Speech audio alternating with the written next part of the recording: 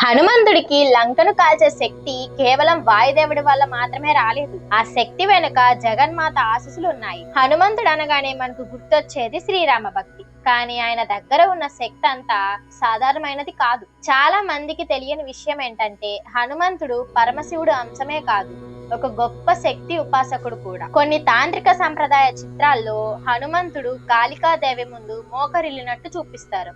అది ఎందుకో తెలుసా? ఇక్కడే ఒక పెద్ద రహస్యం ఉంది. తంత్ర సాంప్రదాయాల ప్రకారం హనుమంతుడిని దశ మహావిద్యల శక్తిని నియంత్రించే మహారక్షక తత్వంగా భావిస్తారు.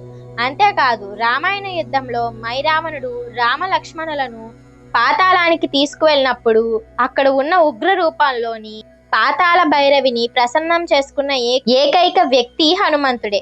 ఆ తల్లి తన శక్తిలో కొంత భాగాన్ని హనుమంతుడికి అనుగ్రహించింది. అందుకే ఆయనను అతుల్య బలధామం అని పిలుస్తారు. అంటే హనుమంతుడి దగ్గర ఉన్న కేవలం శారీరక బలం కాదు, అది జగన్మాత ఇచ్చిన ఆధ్యాత్మిక శక్తి.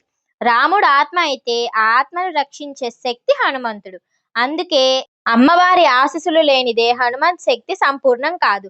ఈ రహస్యం మీకు ఇప్పుడే తెలిసి ఉంటే నిజమైన హనుమంత్ భక్తులు ఈ వీడియోని లైక్ చేసి షేర్ చేయండి.